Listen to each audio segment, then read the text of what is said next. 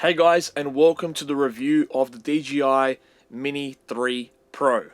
I have to say, when I saw the reviews for this camera, I was honestly surprised.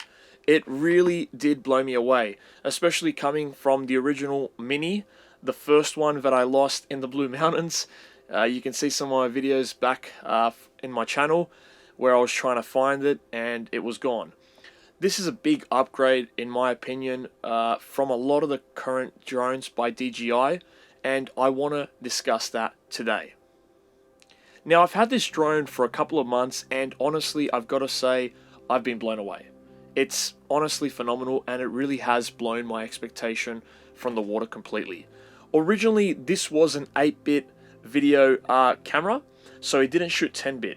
But DJI did listen, and they updated the firmware, so now this DJI Mini 3 Pro officially has 10-bit.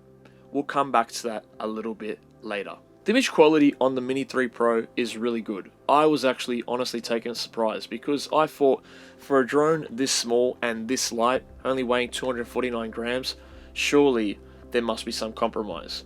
But honestly, I was really impressed with the image quality coming straight out of this drone. It's also very easy to grade, and I'll talk a little bit about that a little bit later on.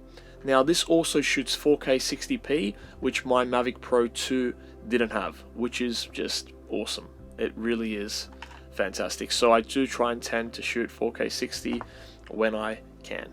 Now, this also has a bigger sensor than the Mini 2. It's a 1/1/3 inch sensor, so it's a little bit smaller than a 1-inch sensor from the Mavic Pro 2. So this will have some compromise, but it is bigger than the original Mini 2 and the Mini 1. Now, I also want to talk about the still images on this drone. The still images that come out of this drone are honestly phenomenal. Now, it comes with a 12 megapixel sensor, but you are able to shoot 48 megapixels as well. And what that does is it pretty much stitches images, so when you take a photo, it'll pause for a moment and then it produces an actual 48 megapixel image. Not that it's necessarily 48 megapixels from the sensor, but it creates a 48 megapixel image, and it looks really great. I didn't really notice a difference between the 12 megapixel and the 48, but when I'm shooting landscapes and whatnot, I do shoot in the 48 megapixel mode. And honestly, I think the photos that come out of it are breathtaking. I've really enjoyed shooting photos and video with this drone, and honestly, it hasn't let me down at all, to be honest. I've been really surprised with the image quality coming out of this, and DJI really has done a fantastic work with this beautiful drone. One of the features I was most excited about when it comes to the Mini 3 Pro was the vertical mode. The vertical mode is something I wish existed on the Mavic Pro 2 because it really is such a great feature, especially with Instagram and all these social media platforms moving to vertical shooting. Having this feature is honestly like a godsend. It really does work so well. I'll still shoot 16:9, but when I need to, I'll always get a vertical shot as well, which is like 9:16. I love it. I really love the feature. Being able to have like the vertical and horizontal height of, rather than cropping in from the 16:9, really is awesome, and I tend to use it a lot more than I thought, especially now with Reels and with other social media platforms like TikTok and Facebook. It really is such a powerful feature to have, especially if clients that you're working with want vertical content. This can now do it with a click of a button, so it really is worth it for me in that regard. The next thing I want to talk about is the RC remote. Now, the RC remote, honestly, for me, is such a game changer. Coming from the Mavic Pro 2, where I had to use my phone, I really disliked it. It was such a nuisance. I couldn't take calls. Sometimes people would call me during mid-flight, and it was just a nightmare. Having this and having the amount of, it's actually very bright. I don't remember how much the brightness was. I think it was either 700 nits or 400 nits. I'll put on the screen and I'll confirm, but it's somewhere around there, but it does really well. And this has honestly been such a game changer for me, because having this now where it just connects and the battery life on this is incredible, it really does make such a difference, and it's worth paying that little bit extra money to get this, because honestly, in the long run, you'll love it. You honestly love it. So definitely recommend this if you can get your hands on it. The other thing I want to mention about this, it's actually very good. It has 4 antennas instead of 2 antennas now. So the transmission on this is much better than the previous models. So even though the antennas don't come out, there are 4 internal antennas, and it's so good. So definitely recommend this if you are looking at the Mini 3 Pro. Definitely get it with the RC remote. I do want to mention one more thing. The RC remote does offer transmission up to 12 kilometers. Not that I've used it that far, and obviously you got to, take in consideration if there's obstacles, going behind buildings, you will lose reception relatively quick. Though if it's an open field, it is meant to support up to 12 kilometers transmission through the 4 antennas. Now I want to talk about the battery life on the Mini 3 Pro, and honestly, I was so surprised. Now, it comes with the standard battery, which I believe is the 2840 mAh. That's a smaller one. I ended up getting the Fly More pack, and I got the bigger batteries, and it really does make such a big difference. Now, keep in mind, if you do get the bigger batteries, it's no longer a 249 gram drone. It becomes over the 250 gram limit, so then you have to be a little bit aware of that. But these batteries, the bigger batteries have 4850 mAh, and they give you up to 47 minutes of battery life. Honestly, game changer, guys. I tend to use the one battery the whole time, and I don't have to worry about bringing it down and changing again. So if you're in the market for a Mini 3 Pro, definitely consider the Fly More pack. It is a little bit expensive. The 2 batteries with the charger costed $360 Australian dollars. Expensive, but worth it, guys. Definitely worth it. Having those extra batteries, especially when you're traveling and not worrying about charging, does make such a big difference. Now, I want to talk about the wind resistance on this little drone. Now, honestly, I was really taken aback because when I had the original Mini 1, I took it to the Blue Mountains. It wasn't even a windy day, but obviously in the mountains, it does, even normal days can be a little bit windy, but nothing ridiculously strong. That blew my drone away, and obviously eventually fell to its death. That was a big concern going with this drone, considering its size and how much it weighed, being so light. So it was something I researched and looked into and did my own tests. Now, with the Mavic Pro 2, I never had any issues. The weight of it was much heavier, so about 1.5 kilos, and then you also had the size of it. It handled wind very well. Never was concerned about it. I was surprised doing my research and testing it that it literally, you could say, almost has the same strength of wind resistance as the Mavic Pro 2. I don't know how they did it, but I am not worried to put this in heavy wind. It handles super well. Now, obviously, it will have to work the motors a little bit better and a little bit harder, which may end up taking a little bit of battery life, but in my opinion, if it's worth the shot, it's worth the sacrifice. Obviously, keep in mind, obviously take your own risks, whether it's worth it or not. Really think about the consideration, but I haven't had any issues where the wind was too strong to blow it away, and I've tested it in some heavy wind. So honestly, I was surprised at how good its wind resistance actually is, guys. So honestly, very good. Super surprised, and it didn't let me down one time. The Mini 3 Pro does have tri-directional obstacle avoidance. 2 at the front here, and there's 2 at the back as well. And look, I honestly don't use it. I tend to shoot in open landscape areas, so I just tend to have it off, but it is there as an option and works really well. There are some really cool features on the Mini 3 Pro. You have hyperlapses. You're able to still do the orbiting, the 360 orbit, if that's something you like to do. You have POV tracking and active track, where you can select the vehicle and it will track the vehicle with you. So far, it's worked really well. Obviously, if it passes a tree, sometimes it can lose you, but for the most part, in an open area, it works very well. What I tend to do is I bring the drone quite low, select the object, and then push it back, and it generally tracks very, very good. The feature is definitely useful if you're on the road and you want to kind of show travel and you don't want to worry about using the drone and it just letting it work on its own. It will do a really, really great job. So it's definitely something I recommend trying in the future if you end up getting this drone. Now, we mentioned that 10-bit has returned back to this drone, which is incredible because when the Mini 3 Pro originally came out, it was only 8-bit video. Now, having 8-bit video with D-Cine-like made it really crippled. What I mean by that is it was very hard to grade a decent image if the lighting conditions weren't good or anything like that, because 8-bit you don't have a lot to deal with in terms of latitude in color grading. But then having the fact now that we have 10-bit with Cine D, I've got to be honest, I was really shocked at how good it performed. One of the factors of getting this drone was that I wanted it to have D-Log like the Mavic Pro 2. Not having the D-Log, I almost said I wasn't even going to buy it.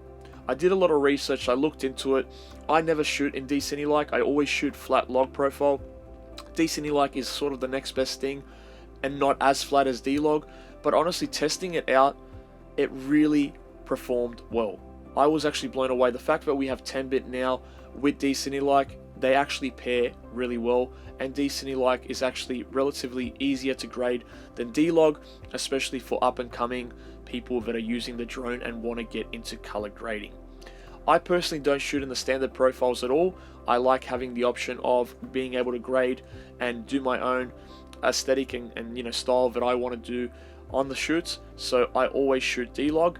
That's just my personal preference, but you do have the option to have a baked in image, which is a standard, and a couple other options on this drone as well. Now, one of the other factors that I went into considering for the DJI Mini 3 Pro and why I considered this over the Mavic Pro 2 was how quiet it is. It's so much quieter than the Mavic Pro 2. The Mavic Pro 2, you're flying it in the air 100 meters, it's making this buzzing sound, and it was so annoying. You take it out to the park or anything like that, and there's people around, they can hear it. It was frustrating. Having this drone, it's so much quieter. You don't really even hear the motors, to be honest. It's so great, and that was a big consideration moving to the Mini 3 Pro. I wanted something a lot quieter, something that wouldn't get the attention of everyone around, and it just sounds great. It's so quiet. I was honestly blown away. Sometimes I couldn't even hear it, but yeah, it was a big factor considering when I bought this drone. Now, there is a couple downsides to owning this small drone. For one, it has a fixed aperture of f1.7. So it's a lot brighter than the Mavic Pro 2, which had I believe it was an aperture of 2.8. But however, because it's a fixed aperture, you're going to need to invest in ND filters. Now, I bought a set, and this set is called Skyread. They're a great company, and honestly, their filters are fantastic. They've honestly blown me away, and I've been using them since. Now, there are a few different options. I ended up getting, I believe it was the 6 filter set. And what it comes with is the ND8, ND16, ND32, ND64, and ND128, which in my opinion is more than enough that you'll need. If you get the smaller packs that go up to ND32 or 64, I do feel you're going to be lacking, especially when it's really bright. In that case, having this particular pack, which I will put a link in the description below, I definitely recommend it. It costs about $100, and it even comes with a polarizing filter, which is currently on my drone. Definitely recommend this, guys. Little magnet, really easy to attach. Highly recommend this filter set if you guys have the money to invest in it. So that way you don't have to increase the shutter speed. You can use NDs and keep it at a decent shutter rate. Now, the next thing I have to recommend, and honestly for me it's a no-brainer, you need to invest in a bag. I bought this particular bag. I got this from Amazon. It is called Sunny Life. It's honestly phenomenal, guys. It's a hard case. It's fantastic. I take it everywhere. It even has a strap so you can wear it around you. And inside it can fit pretty much everything. So let me give you a quick example. So this is what it looks like. It has the RC remote. It has a compartment for the batteries, plus another 3. So in total, it can actually fit 7 batteries, which is awesome. So you can put the batteries in, and it can fit about 7 batteries plus the drone. So honestly incredible. This cost about $70, I believe, 70 Australian dollars. Really good case. Highly recommend it. You even have a little compartment over here for the filters and other features like that. Even protects the control. Has a little thing that goes down. Honestly phenomenal, guys. Highly recommend it. Get yourself a case, because obviously with the Mini 3 Pro, it does not come with a case, guys. You will have to buy that separately, and it's something I highly recommend before flying the drone, just to keep it safe, to look after it. And that way you have that peace of mind, especially for the amount of money you're spending. The Mini 3 Pro has dual ISO. Now this is a really great feature. What it means is that its native ISO starts at 100 and its second dual ISO is at 500. So when it gets a little bit darker, you can switch to 500 and still get a very clean image. Now the fact that it's a smaller sensor than the Mavic Pro 2, it does mean that it will struggle a lot more in low light than the Mavic Pro 2. And 500 isn't exactly very high in terms of the ISO spectrum, and I really wouldn't push this past 1600 because it will start to get grainy. But for the most part, when you have the ideal lighting conditions, this drone honestly performs fantastic. And for the most part, I've been shooting it on ISO 100 and it's been working phenomenally. But you do have the second ISO of 500 where you'll still get a very clean image without compromising any quality whatsoever.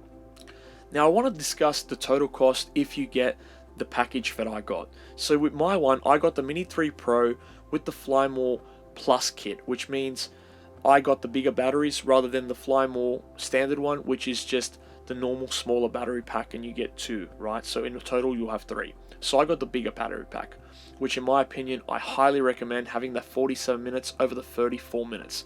Having that extra time really does make a big difference in the long run, especially when you're traveling. You don't have to worry about charging your batteries or the batteries dying quicker. 47 minutes should be more than enough time for you. And the 3 batteries honestly have served me really well right now.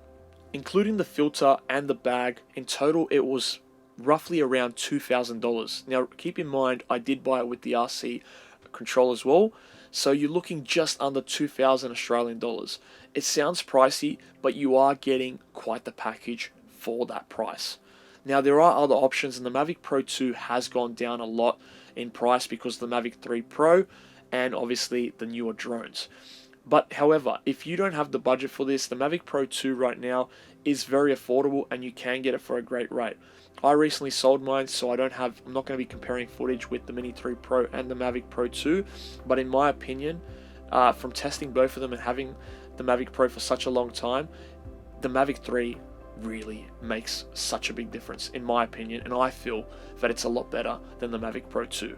Even though the Mavic Pro 2 does have a bigger sensor, I feel sacrificing for the smaller sensor and for the quality that I'm getting out of this drone, it's honestly worth it in my mind. So yeah, I'm really happy with it, and I have no regrets selling the Mavic Pro 2 for this drone. Who do I recommend this drone to?